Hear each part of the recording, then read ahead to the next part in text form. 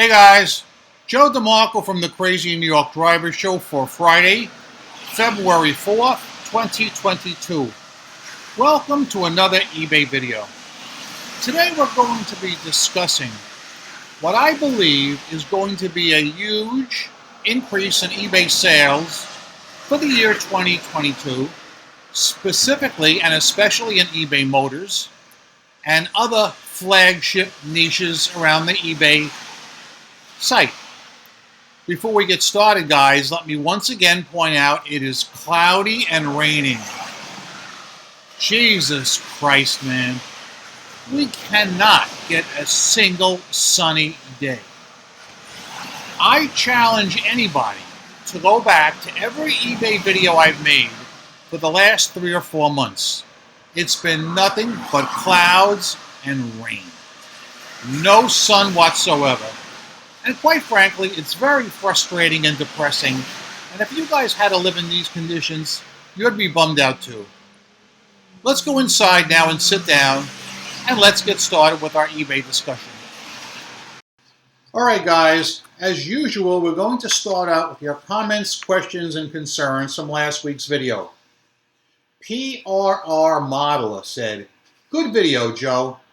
Thought I would share one of 3 bad buyers that have happened since January 30th of this year. I sent an offer 2 watches on my items. I do this usually 3 times a week. Buyer buys my item at the offer and includes a note that I must ship to a different address.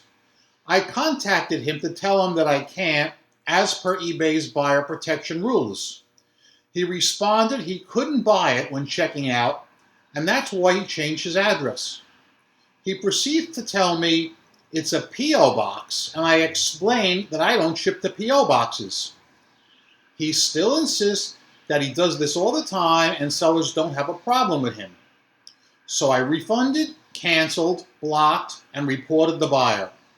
I'm just shocked. I've had 3 in less than a week. All 3 different issues, though. The nuts of 2022 are really coming out of the woodwork." Okay, let's talk a little bit about that, because there's a few things I'd like to bring up. I mentioned in a previous video, I have noticed a huge increase in people using P.O. boxes on eBay, buyers. Now, I myself don't have a problem if he's not switching the address. For instance, if someone buys my item right now, John Smith, and his address is P.O. Box 123, Sarasota, Florida, that's fine. I'll send it there. I don't care. The problem arises if he tries to change the address after he made the purchase. I had one of these meatballs the other day too, PRR Modeler. He pulled a similar thing to what he did to you, but not exact. He buys my item, okay? I print the label, box the item, it's ready to go, it's at night. An hour after I print the label, he writes to me and says, "Oh, don't ship to that address. I have to change my address." Similar to what you said, PRR Modeler. And I was pissed. Because he waited till I printed that label, all right? If he would have caught me beforehand, maybe, no way.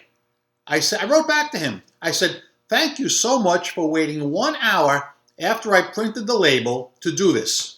I said, "I'm canceling the order, I'm refunding your money, and I'm blocking you." And that is exactly what I did do. D-Man wrote in and said, "Joe, I just received an offer that was for an amount that was finally not insulting. The last 10 or more offers I've received have been 50% or more lower than the listed price. Just when I thought I may have a sale, I checked the app along with my email only to find that the offer had been retracted just a minute later. Was this person impatient, or did they find a better price within that 1 minute? I will never know. Forget the glass bottle of Coke. I need a beer now." D-Man, my personal feeling is that he made you an offer that he was really willing to spend, and that afterwards the screen came up and eBay showed him the same item from another seller much cheaper. This is why we as sellers need to get together on this. And I'm going to tell you right to your face, some of you guys are weak. I'm not ashamed to say it. That's my personal feeling. All right? When a buyer purchases our item, all right, they are entering into a binding commitment. It says so when they click commit to buy. Notice the word I just used, commit. All right? There are no do-overs in real life. There are no take-backs. But that seems to be what's happening.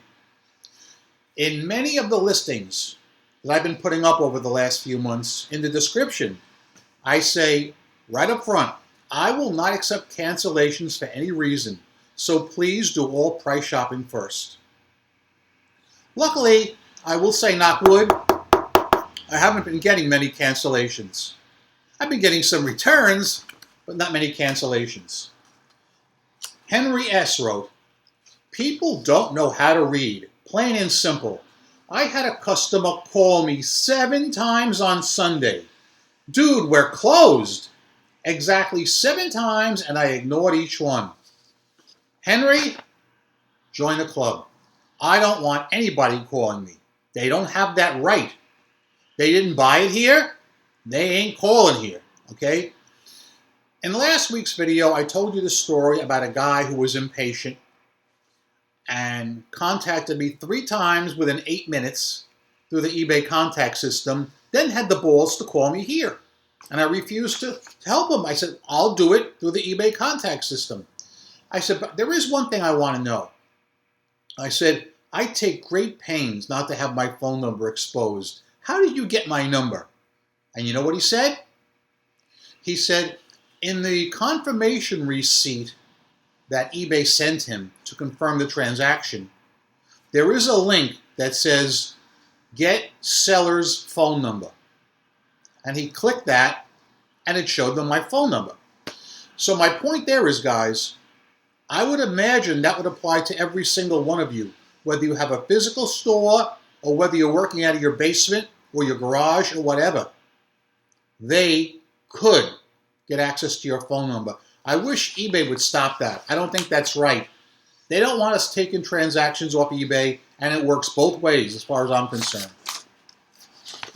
Dennis Copper wrote, funny, a loaded question for a $19 item.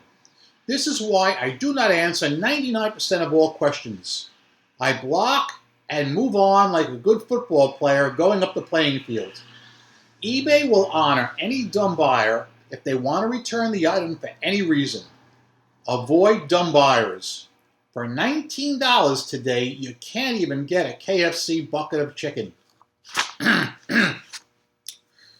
Dennis Copper and everybody else, I've told you in the past there are certain questions that are warning bells to me that make me automatically block people.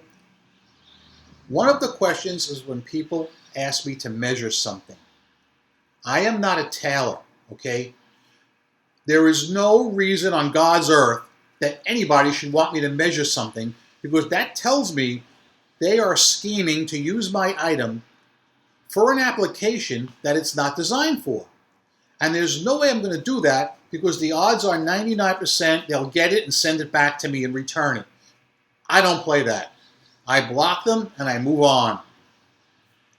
I had this one guy last month, beginning of January, with a 0 feedback account, 0, writes me, he wants me to measure something.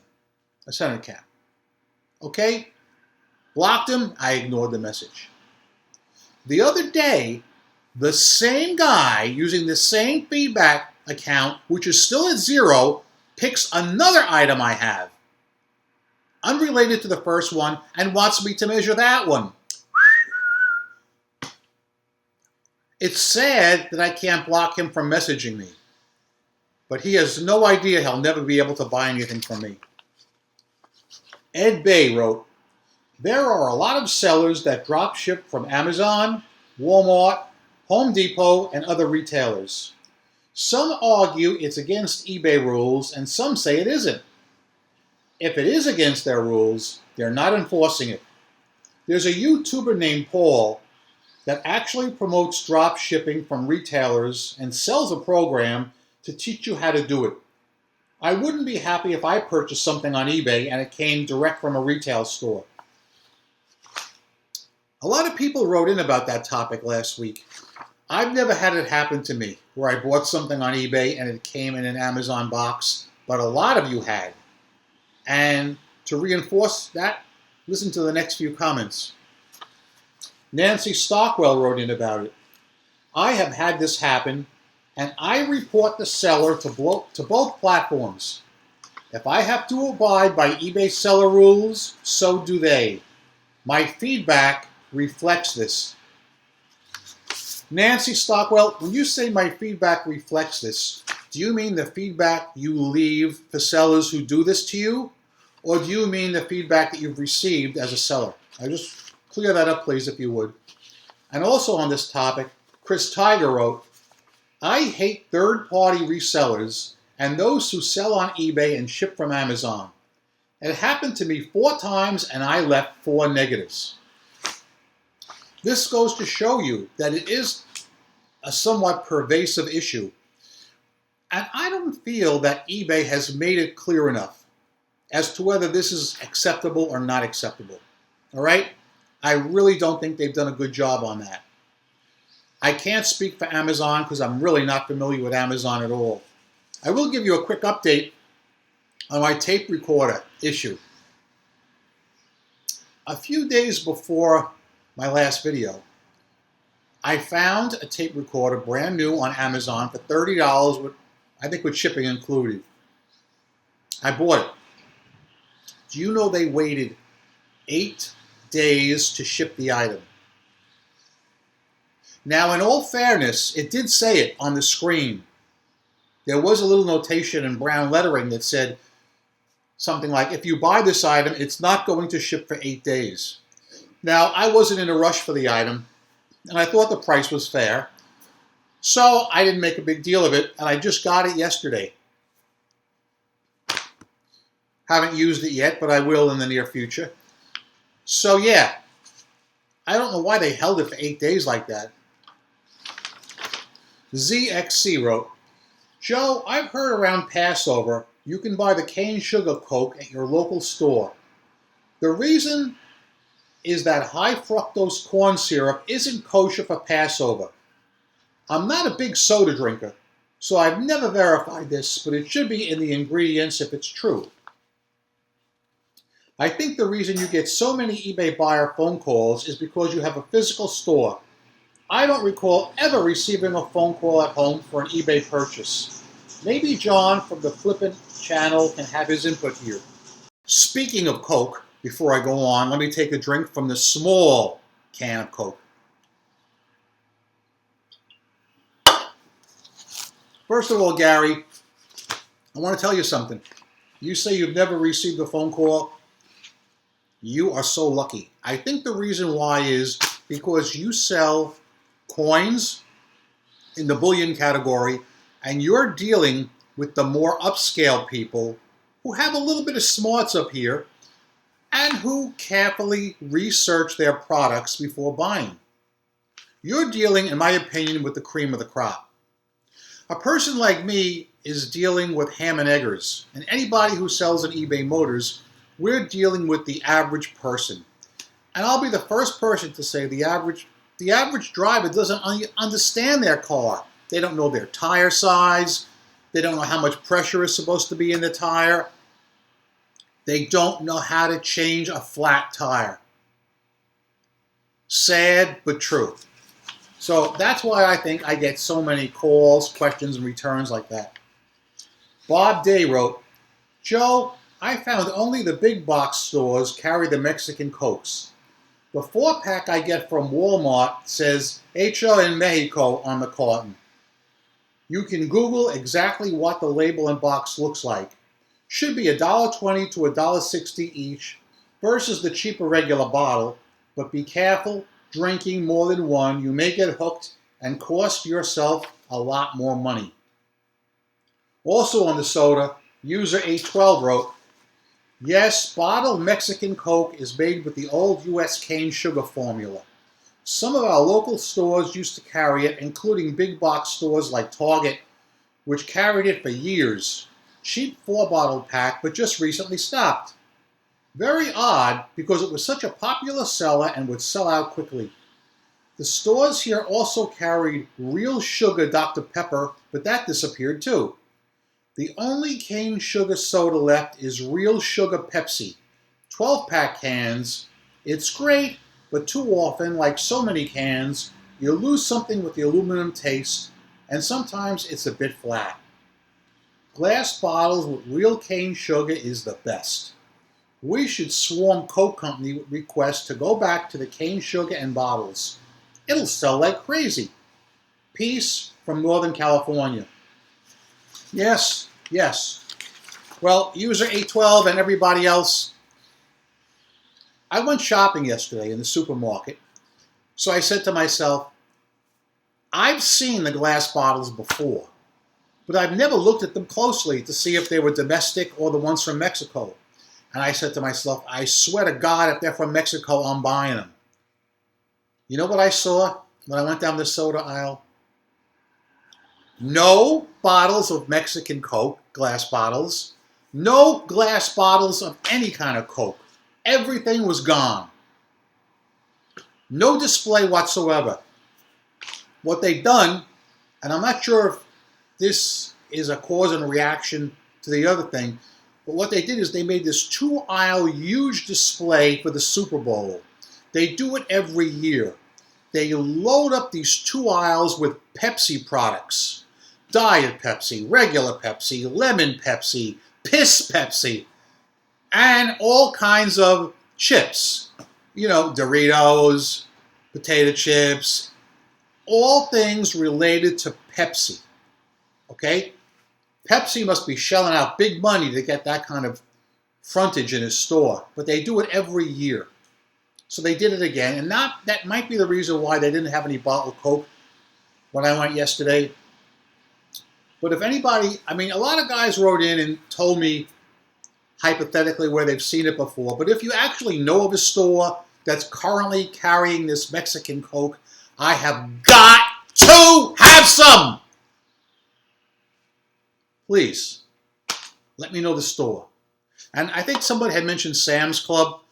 I've never been in that store. I don't know where that store is, and I'm not a member if you have to be a member. I don't join any memberships like that.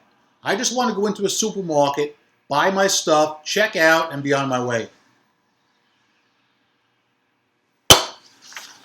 Before we get into some more eBay topics, I wanted to bring this up last week and forgot. I was very sad to learn the death of rock star Meatloaf about 2 weeks ago. Meatloaf was my all-time, and still is my all-time, favorite musical performer. Anybody who's a kid of the 70s grew up listening to Bat Out of Hell. I listened to that tape so many times that I wore out 3 Bat Out of Hell tapes. I listened to it nonstop. My all-time favorite album to this day is Bat Out of Hell. Almost all the Meatloaf songs rate high on my chart. And I had actually I had actually planned to do a special Meatloaf tribute video a few weeks ago, right after he died, because I was lucky enough to see Meatloaf in concert. I saw a live show in 1988 over here in Wayne, New Jersey with my friend. And what happened was, and I had the newspaper article, I wanted to share it with you, and of course, being so organized, I can't find it. My friend and I went to the Meatloaf show in the Old Mothers in Wayne, New Jersey, which was a forum that would host a lot of rock bands, a lot of cool rock bands. And the place tended to get a little bit rowdy sometimes. So the night we went to see Meatloaf, the place was packed, as you would imagine. As we were leaving, I noticed an unusual amount of police and firemen right outside the venue as we were going out, and I didn't know why. The next day in the paper, I saw that the club had been cited by the fire marshal for overpacking the place. For instance, if they were supposed to have 500 people to be up to fire code, they had maybe 800. They let 300 more in than they should have because, Meatloaf's a big draw. And I guess the tickets were big money, and they saw a good way to make money. And they had actually thought about shutting the show down. But because the show only had 15 more minutes left in the session, they decided to let Meatloaf play out the rest of his set and not disappoint the crowd. Who knows what would have happened if they did that. But yeah, I did not make a Meatloaf tribute video that I really wanted to because I couldn't find the newspaper clipping. Two other people who died this week, recently, not as big as Meatloaf in my opinion, but an actor named Howard Hessman. He did a show called WKRP in Cincinnati. I never watched a single episode of it. Never once. But I did see him in a movie called Private Lessons, which I believe was 1981-ish. Don't quote me on that. He was pretty good in that movie. And another guy who just died, I think yesterday or the day before, an older man named Wilford Brimley. He's a heavy-set guy that had this big mustache, and he always played a serious, dour character. I don't think he ever played a character that laughed. Off the top of my head, I can remember him in two different things. One was a movie about a nuclear reactor. I think it came out in '79. I think, what was that actor's name that was in it with him? It could have been Jack Lemmon. Don't quote Joe on this. And the other show he used to be in was in the 80s. In the mid to late 80s, he was in like a family show, sort of like Seventh Heaven, but not exactly. And I can't remember the name of it, but I'm sure somebody out there does. He lived in a house with a family, 3 generations. There was Wilford Brimley. There was a lady who was his daughter, and the daughter had kids, 2 or 3 kids. I know someone remembers the name of the show, but I don't. So yeah, anyway, that's it for current events. Let us now move on to selling on eBay. And I'm going to start out with some good news, which alludes to the title of the video. I can honestly tell you, in my humble opinion, as a 22-year eBay seller, that I think the year 2022 is going to rocket on eBay. I mean, I think we're going to make crazy money. Why do I think this? First item. The other day I was driving to the post office over here. I'm driving along. I had the radio on. And eBay had a commercial on the radio. I believe the station was either 1010 Wins News or News Radio 88. Because I'm always listening to the news. And not only was there an eBay commercial, but it was for eBay Motors, saying how you can get a part for any car you have. I mean, I was so happy. I was like, yeah! eBay is spending some of its profit in advertising, and I think that's a great thing. You can never tell as an eBay seller how much money you're going to make any particular day. Some days you're booming. Some days you don't sell anything. I'm still seeing people writing in the Facebook group saying things like, I'm very concerned because I've gone 7 days without a single eBay sale. I don't want to seem glib, but if I went 7 days without an eBay sale, I think I'd be running for the Brooklyn Bridge and do a swan dive off it. This week has been very, very good to me, especially Monday. I don't know what was going on Monday, but my iPhone was smoking with ka-chings, just nonstop all day. The rest of the week was good, but not as good as Monday. It was just to die for. And my sales basically have been quite good. Somebody had mentioned, one of the comments I read, I think it was PRR Modeler, one of the first comments I read, he said about how he sends off his 2 watches. That's something I've been doing a lot of, and I want to report some good news that I've noticed. I will send out, over the course of maybe a week, like PRR Modeler does, I'll send out maybe anywhere from 100 to 150 off his 2 watches. Now, the sad part is I get a very, very low response. Out of that 100 to 150, maybe I'll get 5 successful responses, meaning, let's say 3 people will accept my offer, whatever the offer is that I've sent them, and the other 2 will send me a counter offer, offering me less money than the offer that I sent them. But all 5 will, in fact, pay. That is what I'm very happy about. I sent out about 5 of them. I didn't send out 5. I sent out about 150, but I had 5 positive responses this week, and every single one paid. So I'm very, very happy about that.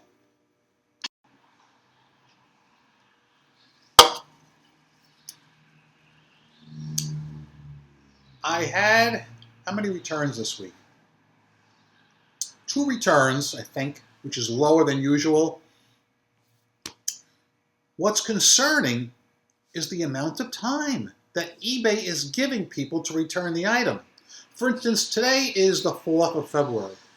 Let's say I received a return right now, today. Wrong size doesn't fit. Okay. They would give the buyer, I believe, till the 25th to return the item. And that's wrong. And I shouldn't say to return the item. I mean just to generate the label and put it in the post office. That's too long, guys. It's too long. I think buyers should be operating under the same rules and the same structure that we sellers are operating under. And that is sadly not the case. Not even close. A lot of people have stated that abusive buyers are on the rise, and I agree. I urge you guys to join some of the Facebook groups if you're not in them already. There's a lot to learn, and if you encounter a problem, you can post your problem in the Facebook groups, and I'm sure that another member has already encountered the problem that you're currently encountering and will be glad to help you. They won't laugh at you, they won't make fun of you, they'll be glad to help you. So I heartily recommend joining eBay Facebook groups. I am not big on posting in the eBay community, on the eBay boards. I feel, and this is just my personal feeling, that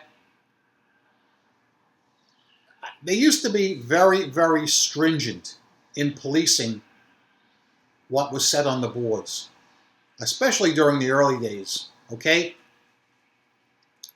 So, you know, I myself, I believe in freedom of speech. Whether you want to post comments on my video, or whether you want to go to the Facebook groups and post your comments there when something doesn't go just right. That's what I like to discuss on my videos. What you do when something doesn't go the way it's supposed to.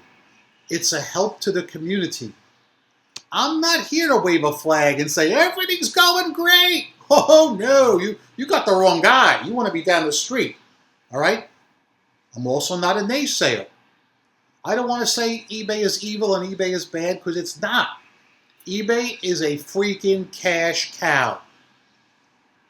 The problem is, to use a football analogy, like Dennis Copper mentioned earlier, sometimes when you're running to make that touchdown, you're going to run into some obstacles on that eBay playing field.